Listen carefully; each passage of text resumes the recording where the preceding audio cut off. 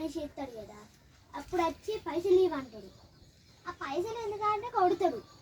మళ్ళీ లాటరీ అంట, ఆ లాటరీ అన్నాడా, అదే లాటరీ ఉన్నది కదా, దాన్ని ఎవరు ఒకటైతే పచ్చిమిర్చి చేయమంటాడు. ఎంత కారం వస్తుంది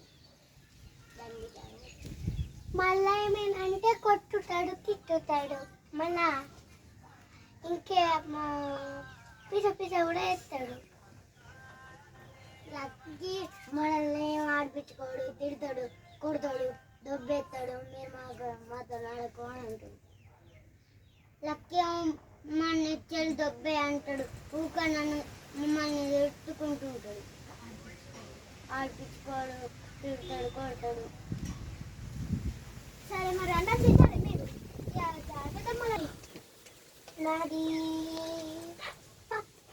మీది